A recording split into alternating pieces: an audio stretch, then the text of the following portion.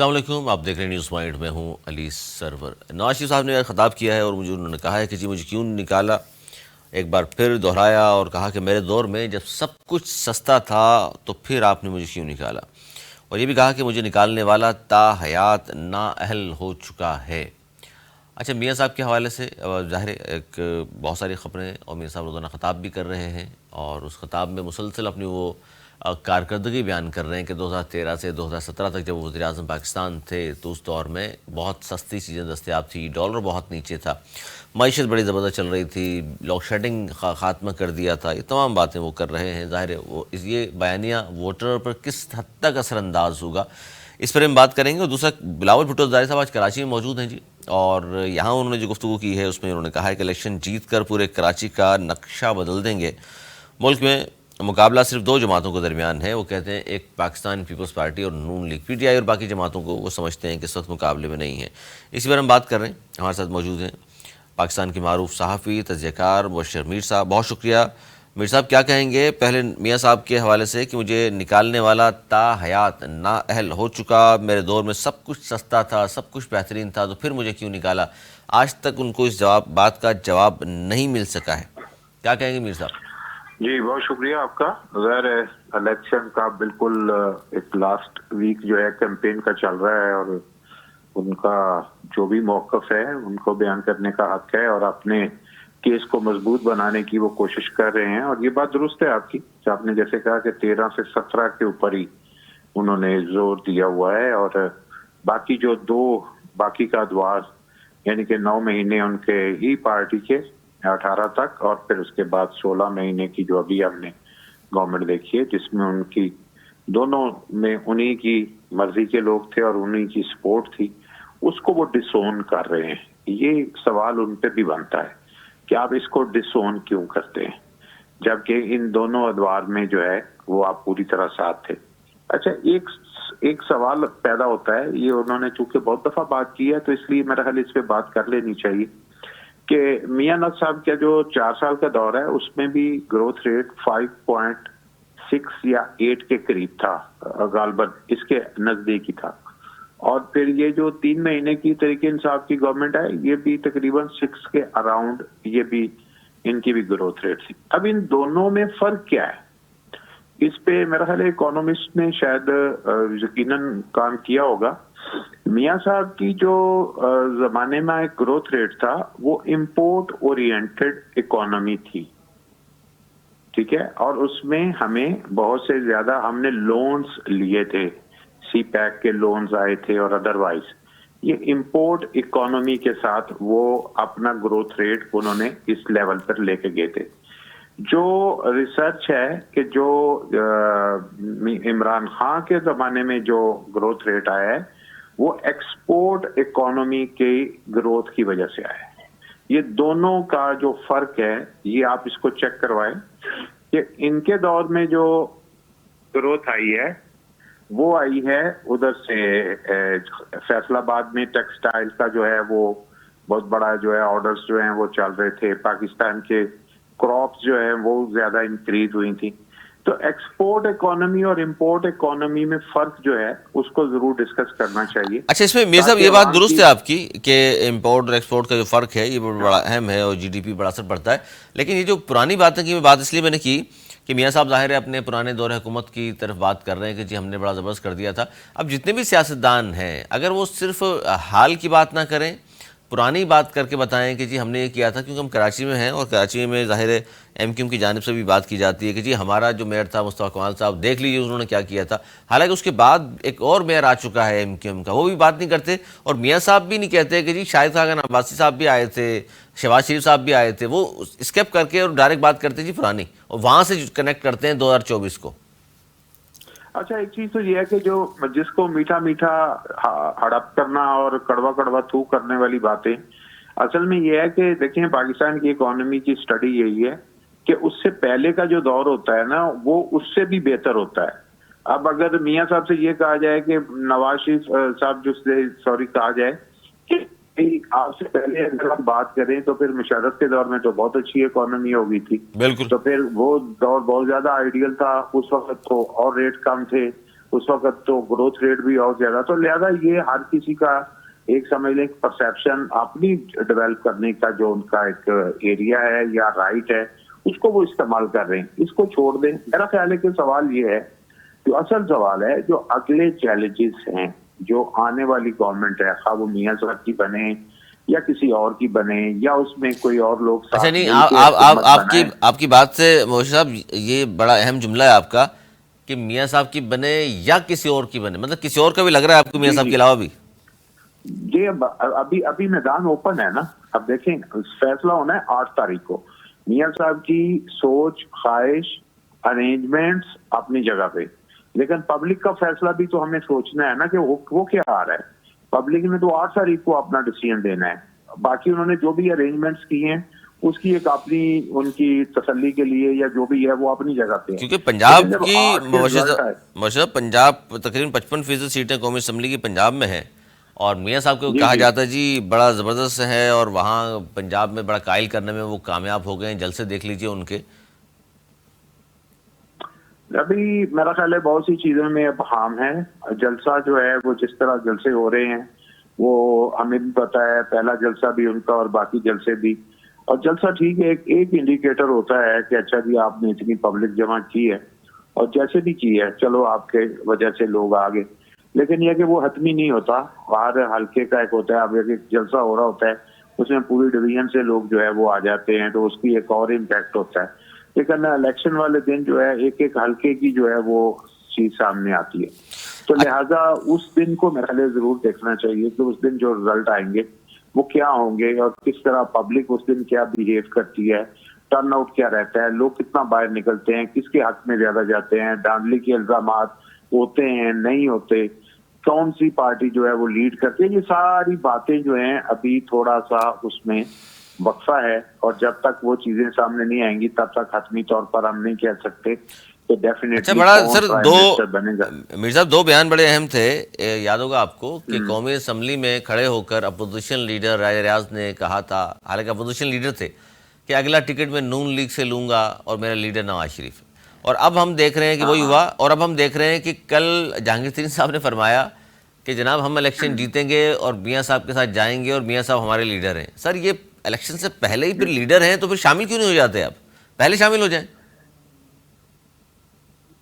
हाँ जी, वो भी बात सही है आपकी कि वो भी क्योंकि उधर से तो वो उनका वो समझ लें कि एक पॉलिटिकली सूरत हाल उनकी बिल्कुल खत्म होगी। और आपने देखा है, कोई आपके सामने आई हैं चीजें कि राजा रियाज साहब जो है फैसलाबाद में बड़ी जबरदस्त नहीं, कैंपेन करते नहीं, हुए कहीं नजर आए हैं आपको? नहीं सर, नहीं।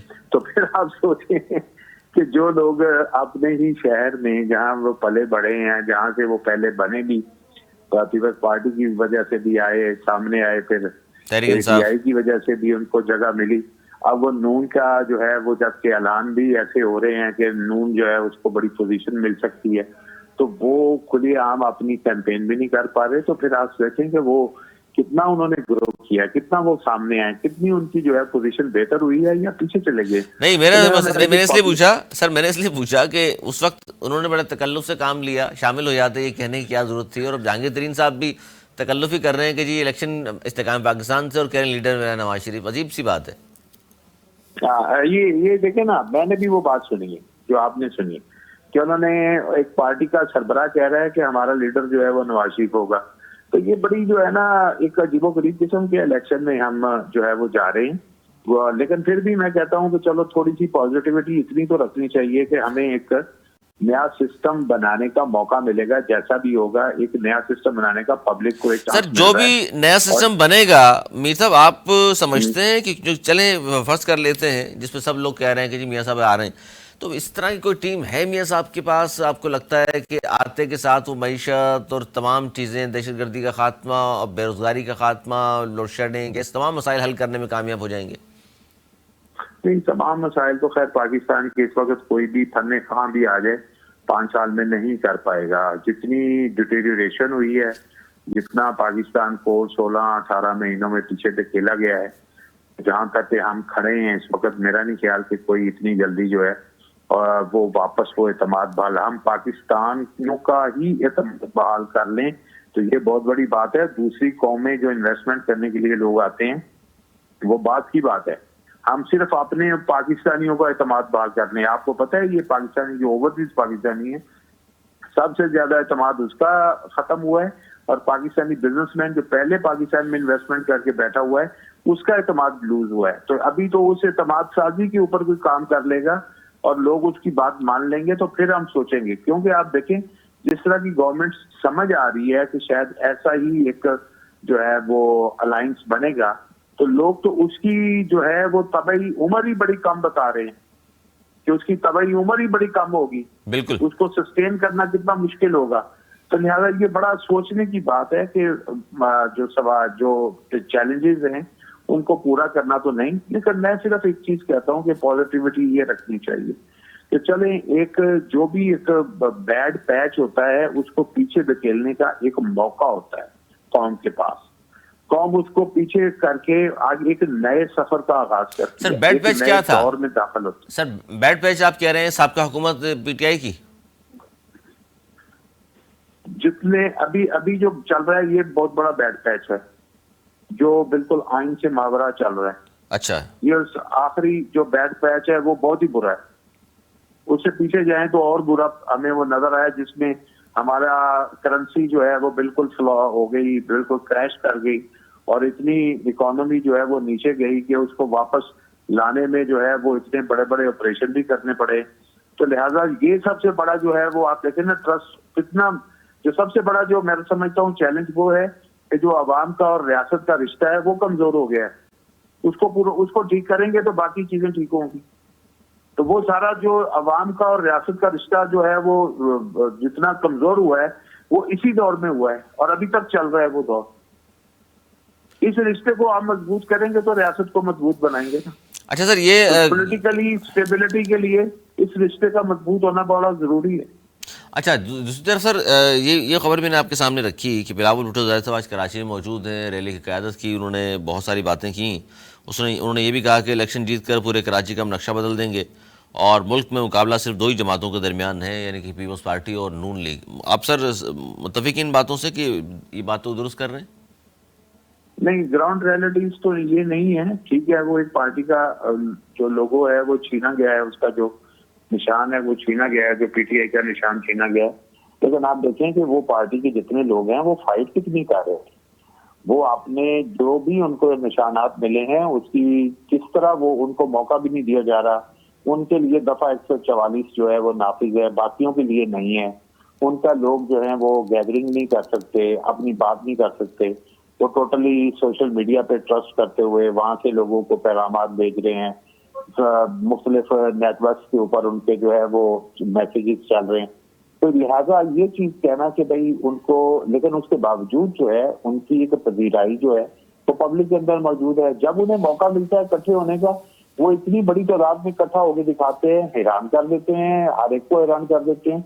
अभी बाजौर में जो हमने देखा है कि जो एमएनए के उम्मीदवार का इंतकाल हुआ, बल्कि उनका कत्ल हुआ, बहुत अफसोसनाक बात हुई, लेकिन उनके जनाजे में पब्लिक जिस तरह बाहर निकली तो वो किस चीज का इजहार है, ये तो देखें आप। वो इजहार किस चीज का है? इसका मतलब है वो सिस्टम के ऊपर और वो जो सिचुएशन है उसके ऊपर एक नफरत का इजहार है। इस पे रियासत को बहुत ज्यादा सोचना चाहिए, बहुत ज्यादा जो है ना तशवीश होनी चाहिए। इसका मतलब है कि भाई वो इंसाफ का जो लेवल है वो बराबर नहीं है, और लोगों को जैसे ही अपने इजहार का मौका मिलता है, खा वो नमाज जनाजा की सूरत में ही हो, वो इकट्ठे होकर बाहर निकल आते हैं। तो ये बात तो है कि मतलब वो जो कह रहे हैं बिलावल साहब, जो दावा कर रहे हैं, वो बार बार इस चीज का जिक्र करना कि दो जमातों के दरमियान मुकाबला है, तो उनको दूसरी जमात का नाम लेने की क्या जरूरत है? इतनी क्या मुसीबत पड़ी हुई है? यही कहे ना कि जी हमारा कोई मुकाबला नहीं, लोग तो ये कहते हैं। अच्छा, तकल्लुफ से काम ले रहे हैं। अच्छा, अपने साथ वो दूसरी पार्टी को का जो है वो राइवल अपना जो अपना हरीफ है उसको स्टैब्लिश करने का मतलब यह है कि जो एक थर्ड फोर्स बनी थी वो हम दोनों ने खत्म कर दिया। इसका मतलब है कि इस मौके पे इन दोनों पार्टियों का जो एक सोचने का अंदाज है, बात करने का अंदाज है, वो एक ही है। अच्छा, इस पे आसिफ बाजवा साहब सीनियर रहनुमा नून लीग के, उन्होंने भी ज्वाइन कर लिया। बाजवा साहब बहुत शुक्रिया। बाजवा साहब, ये बात हो रही है कि आज भी कहा बिलावल भुट्टो ज़रदारी साहब ने कि मुकाबला दो ही पार्टियों में, नून लीग और पीपल्स पार्टी। इस पे एक मौक़िफ़ ये भी है जो मीर साहब ने सामने रखा। मीर साहब फरमा रहे हैं कि जी ये तो इस्टेब्लिश कर रहे हैं जानबूझकर, और तीसरी पार्टी को ये बताना चाह रहे हैं लोगों को कि तीसरी पार्टी को हम दोनों ने मिलकर किया है। मेरा आवाज ब्रोकन हुई है, काइंडली जरा रिपीट कीजिए अली साहब। सर, इस वक्त जो सिलसिला चल रहा है इंतखाबात के हवाले से, तो बिलावल भुट्टो ज़रदारी साहब ने फरमाया है कि इस वक्त मुकाबला सिर्फ नून लीग और पीपल्स पार्टी में ही है और कोई पार्टी नहीं। और बिस्मिल्लाहिर्रहमानिर्रहीम।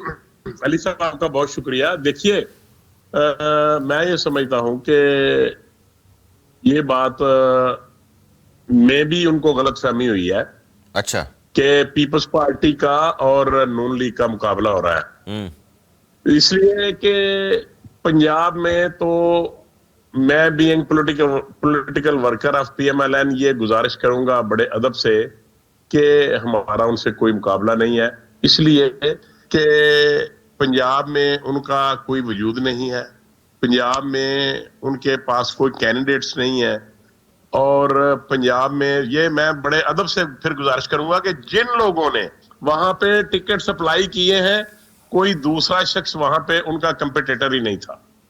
जिस शख्स ने पंजाब में, हमारे इस तरफ के इलाकों में, सेंट्रल पंजाब में या नॉर्दर्न साइड पे, तो जिस शख्स ने कोशिश की है, अपील वहां पे दरखास्त दी है, उन सबको उन्होंने टिकट दिए हैं।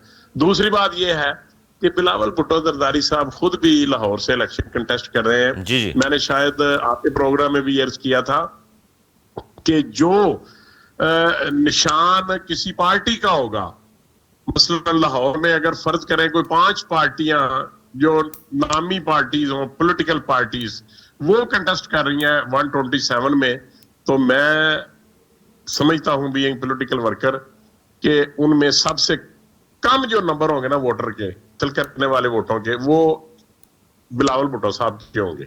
तो उनका ये कहना कि हमारा और नून लीग का मुकाबला है, वो अपने आप को जिंदा करने के लिए ये ऐसी बातें कर रहे हैं। पंजाब में वो कहीं है ही नहीं है, उनके पास कुछ भी नहीं है पंजाब में, ना कोई वोटर है ना कोई सपोर्टर है। अच्छा। और लाहौर में वो कर रहे हैं, वो सेलिंग एंड बाइंग कर रहे हैं, वहां पे खरीदो फरोख्त हो रही है और वो पकड़े भी गए हैं।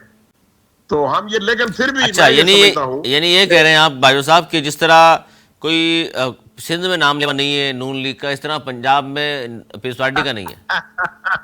वैसे ना आपने मुझे ऐसे लग रहा है कि आपने बिलावल भुट्टो बन के ना मुझे जवाब दे दिया। सर, आपने नजरअंदाज किया ना। चले, बिलावल तो पंजाब जाता है, जलसे तो करता है, आप लोग तो सिंध की तरफ आए ही नहीं। सर, ये बात आपकी दुरुस्त है और इसलिए मैं आपकी बात से इत्तेफाक भी करता हूँ। आपने तो हाथ उठा लिया। वहां पे हमें जहां जितनी तवज्जो देनी चाहिए थी सिंध में, लेकिन हमने कहा कि उसकी बाबत हम पंजाब में जरा थोड़ी मेहनत ज्यादा कर लें, तो इसमें हमें उस मेहनत का फल ज्यादा मिलने के चांसेस हैं, क्योंकि यहाँ पे अगर कहीं ज्यादा कंटेस्ट है तो हम वहां पे मियां नवाज शरीफ साहब, मियां शहबाज शरीफ साहब, नून लीग को सर पंजाब की पार्टी ही रखना है। आप चारों सूबों में भी नहीं जाना चाह रहे, सिंध नजरअंदाज कर रहे हैं, दूसरा बड़ा नहीं, हम चाहते नहीं है, हमारी ख्वाहिश नहीं है। लेकिन बात यह है, मैं फिर बड़े अदब से गुजारिश करूंगा कि जो तंजीमें होती हैं ना किसी भी पार्टी की, और एक पाकिस्तान की तमाम पॉलिटिकल पार्टीज हैं, एक इसको आप खूबी कह लें या आप खामी कह लें, कि जब हमारी कोई पार्टी जो है वो बड़े लेवल की और वो इक़्तिदार में हो, तो फिर वो तंजीम साजी पे तवज्जो नहीं करते।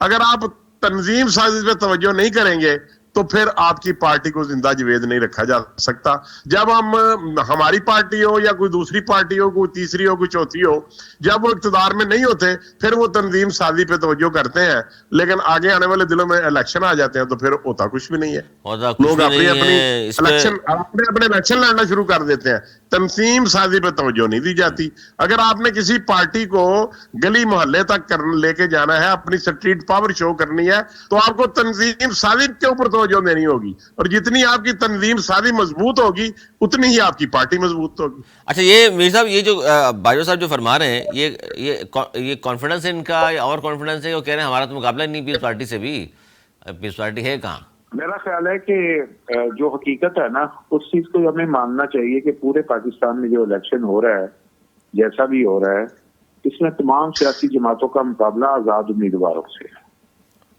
अब पार्टियां एक तरफ हैं और आजाद उम्मीदवार जो आपको पता है वो सारे एक तरफ हैं। मुकाबला असल में ये है। अच्छा, उनसे ही फैसला होना है कि वो जिधर जाएंगे, आप कह रहे हैं कि वही फिर उसी पार्टी का वज़ीर-ए-आज़म होगा? वही मुकाबला ही वो है। आजाद उम्मीदवारों का मुकाबला है तमाम सियासी जमातों से। आप खुद देख लें, आप किसी हल्के को उठाएं, वहां पे जो भी आजाद उम्मीदवार बैक्ड बाई तहरीक इंसाफ है, वो ऊपर की 3-4 लोगों में शुमार हो रहा है, 3 में शुमार हो रहा है, 4 में शुमार हो रहा है, 2 में शुमार हो रहा है। तो आप मुझे बताएं कि फिर मुकाबला किनका है? ज्यादा मैक्सिमम लोग तो मुकाबले पे आजाद उम्मीदवार हैं जो मजबूत तस्वुर किए जा रहे हैं। तो ये है सूरत। बाकी उन्होंने कहा तंजीम साजी नहीं करते, तो भाई आप जलाल चौधरी को बड़ी जिम्मेदारी दें। तंजीम साजी में वो माहिर हैं, उनके पास बहुत बड़ा सर्टिफिकेट है तंजीम साजी का, उनको दे दें। मतलब आप भी चाह रहे हैं कि जलाल साहब निकले थे तंजीम साजी के लिए, फिर वो जो कुछ भी हुआ तो वो तो भाई उनके पास, उन्होंने खुद कहा था मैं तंजीम साजी के लिए आया हूँ। भाई साहब, उनको मौका देना। सर, तंजीम साजी भाई साहब इस तरह होती है जिस तरह जलाल साहब ने की। नुकसान हुआ है कि उनको टिकट ही नहीं दिया, इतने अहम आदमी को टिकट ही नहीं दिया। तंजीम साजी सर उन्होंने ज्यादा मेरे ख्याल अच्छी नहीं की ना भाई साहब? नहीं, ऐसी बात नहीं है। देखिए, बात यह है कि मैं ये समझता हूँ कि हमें बड़ी अदब से और बड़े तहम्मुल से गुफ्तगू करनी चाहिए। किसी की ऊपर कोई हर्फ आता हो तो फिर हमें भी चाहिए कि हम उसको कंट्रोल करें, नहीं वगरना फिर हमारी जात के ऊपर भी कोई ना कोई झूठी सच्ची बात करेगा। सर, तंजीम साजी की बात की भाई साहब, कोई हमने तंज नहीं किया, तंजीम साजी की बात हो रही है। मैं कुछ नहीं किया, मैं समझ सकता हूँ, उन्हीं के अल्फाज हैं सर। मुझे मैं करता हूँ सर। बात यह है कि ये जो मेरे बुजुर्ग भाई दोस्त बात कर रहे थे ना कि ये आजाद उम्मीदवारों के दरमियान मुकाबला होगा, ये बिल्कुल मैं इस बात से इत्तेफाक नहीं करता। आप इनको ये जो आजाद उम्मीदवार है, ये भले क्यों कहना शुरू किया है इन्होंने आजाद उम्मीदवार, रीजन ये है कि जहां पर भी पीटीआई के अरकान जो है एक की बजाय 2 या 3 लोग खड़े हैं, तो पीटीआई के चेयरमैन ने और गौहर साहब ने भी, जो आज उनके उन्होंने भी, और चेयरमैन ने भी इस बात का उनको समझ है कि हमारे लोग हमारे कहने पे नहीं है, और अगर ये खड़े रहते एक हर हल्के से सिर्फ एक कैंडिडेट स्टैंड करता पीटीआई का, तो फिर इन्होंने कहना था कि हमारा ये निशान है।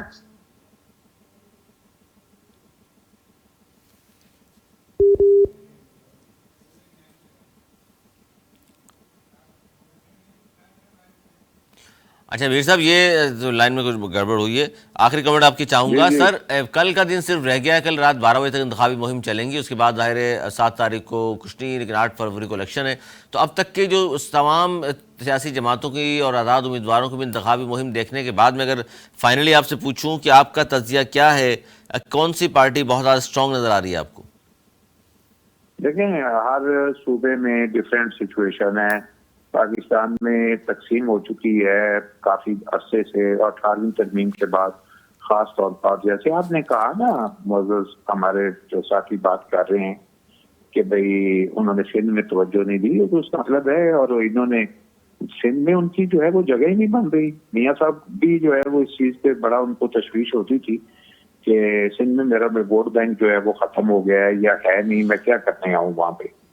तो इसका मतलब है कि लोग, जो पार्टियां हैं, उन्होंने खुद को सूबों में जो है वो खुद ही महदूद कर लिया है। अच्छा, सिंध की बात करूं तो सर, सिंध में आपको पीपल्स पार्टी नजर आ रही है दोबारा आती हुई? और सॉरी, सिंध में आपको पीपल्स पार्टी दोबारा हुकूमत बनाती नजर आ रही है? और पंजाब में नहीं, हाँ, इस वक्त उसकी पोजीशन में इंटीरियर सिंध में तो मजबूत है, उसके पास लोग हैं जो, क्योंकि उसने जिस तरह जो है ना, पीपल्स पार्टी के ज़ाहिर 15 साल गुजरे हैं, उसने जिस तरह इदारों में अपने इतनी ज्यादा हामी जो है वो पैदा किए हैं। पुलिस का डिपार्टमेंट आप देख लें, ब्यूरोक्रेसी देख लें, फिर बाकी भी जितने महकमे होते हैं उनके अंदर जो उन्होंने जिस माइंड के साथ काम किया है, तो उन्होंने अपनी लैंग्वेज के लोगों को जो है, जो खासतौर पर सिंधी लैंग्वेज के लोग हैं, उनको प्रायोरिटी पे रखा है हमेशा।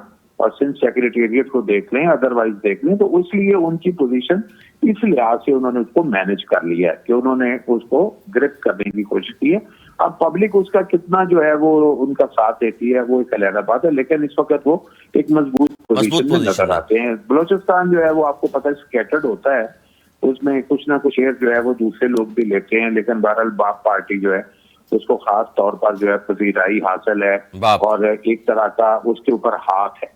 अच्छा, इसके बाद अब पंजाब में एक सूरत-ए-हाल डिफरेंट है, वहां पे ही जो इस वक्त जो फैसला कौन सूरत-ए-हाल पैदा होगी वो पंजाब में पैदा होगी, उसकी ज्यादा तादाद भी ज्यादा है। तो बड़ा ही पाकिस्तान एक्चुअली है, ये आपको पता, एक गैर मुतवाजन निजाम है सूबों के अंदर, पोजीशनिंग है। तो पंजाब अभी तक आप समझते हैं, तो मेरे साहब पंजाब अभी तक आप ये कह रहे हैं कि पंजाब अभी तक आपके तजज़िये के मुताबिक क्लियर नहीं है कि कौन सी पार्टी लार्जेस्ट पार्टी हो सकती है? जी बिल्कुल, अभी इस तरह की सिचुएशन है, क्योंकि इसके बाद ग्राउंड के ऊपर जो कैंपेन हुई है ना वो बड़ी अजीब सी हुई है, क्योंकि जिनका हमने आजाद का नाम लिया है उनको काम करने का मौका तो नहीं मिला, लेकिन लोग जो हैं उनके हामी मौजूद हैं। इसी तरह अब आपने एक जहांगीर तरीन साहब की बात की, जो अपनी पार्टी होते हुए या किसी और को अपना रहनुमा तस्वुर कर रहे हैं।